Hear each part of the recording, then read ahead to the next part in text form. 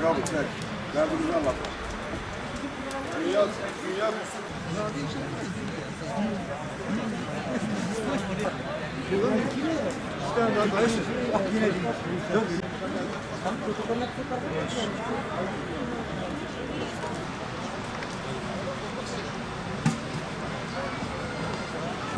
Gel hoş geldin.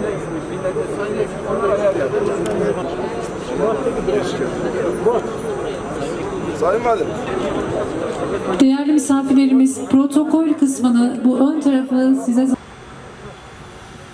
وَقُلْ جَاءَ الْحَقُّ وَزَهَقَ الْبَاطِلُ إِنَّ الْبَاطِلَ كَانَ زَهُوقًا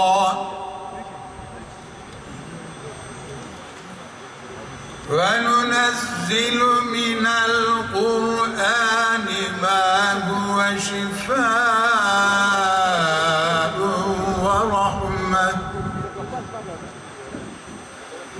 ورحمة للمؤمنين ولا يزيد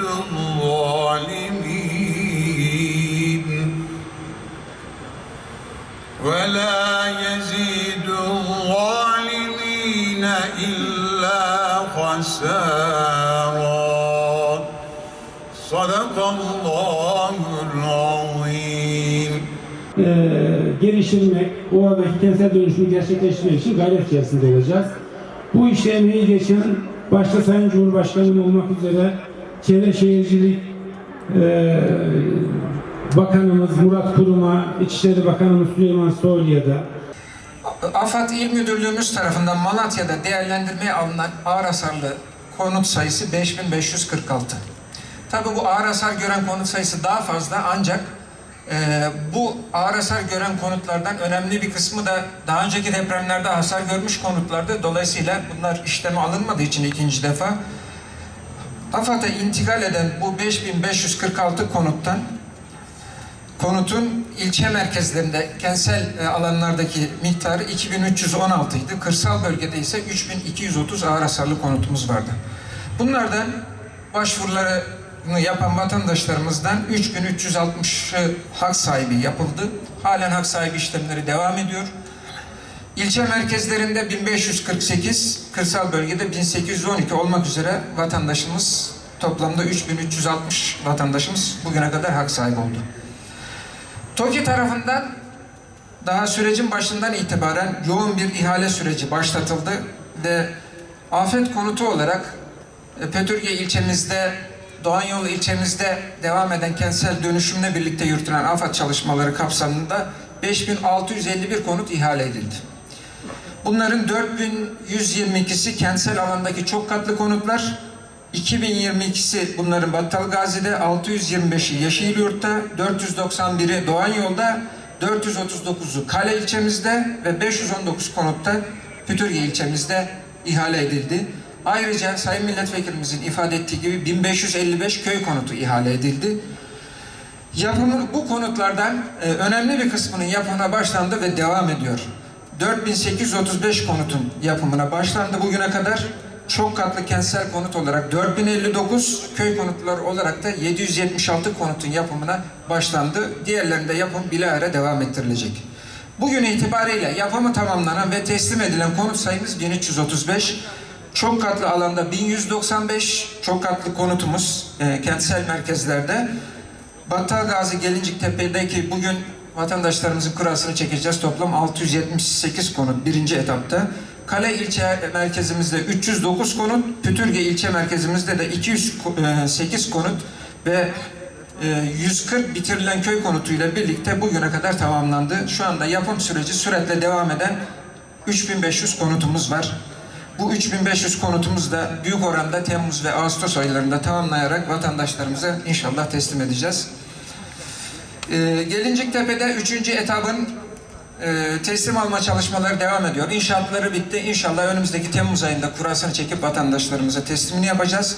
Yine eski Malatya'da 472 konut inşaatımız da tamamlanmak üzere. Onların da Temmuz ayı sonu itibariyle bitmesiyle birlikte kurallarını çekeceğiz. Doğanyol ilçemizde 477 konutun inşaatı devam ediyor. İlçe merkezinde 353 konut. İnşallah 2021 Aralık ayında tamamlanacak. Gökçe Mahallesi'nde dönüşümle birlikte ki ilçe merkezindeki konutlarımız da kentsel dönüşümle birlikte gidiyor afet konutlarımız. Gökçe Mahallesi'nde de 124 konutumuz inşallah 2021 Eylül ayında teslim edilecek. Kale ilçemizde 130 konutumuz Kumluyazı Mahallesi'nde yine Temmuz ayı sonuna kadar teslimi planlıyoruz. Pütürge ilçemizde de 311 konut inşaatımız devam ediyor. Kentsel alanda. Tepehan Mahallesi'nde 98 konutun Temmuz sonu itibariyle ilçe merkezinde kentsel dönüşümle birlikte başlatılan 213 konutumuzun da inşallah inşaatı başlamak üzere o konutlarımızı da 2022 yılı içerisinde teslim etmeyi planlıyoruz. Ayrıca Yeşilyurt ilçemizde 625 konutun ihalesi yapıldı. Yakınca mahallemizde 499 konut 2022 Şubat'ında teslim edilmesi planlanıyor. Yine Kaynarca mahallemizde 126 konutun da 2022 Şubat ayında teslim edilmesi planlanıyor. Diğer taraftan bu konutları yaparken vatandaşlarımızın ağır hasar gören konutların da tehlike taşıması itibariyle yıkım çalışmalarımız başından beri başlattık, devam ediyor. Bugün itibariyle 2357 binayı yıktık. Yıkım çalışmaları süratle devam ediyor. Bu depremler devam ediyor. Hatırlarsanız 24 Ocak depreminden sonra ilimizde Pütürge merkezli olmak üzere başka depremler de yaşandı. 5 Haziran'da 2020'de ve 4 Ağustos'ta 5 ve 5.2 depremlere maruz kaldık. Pütürge ilçemiz merkezli olmak üzere.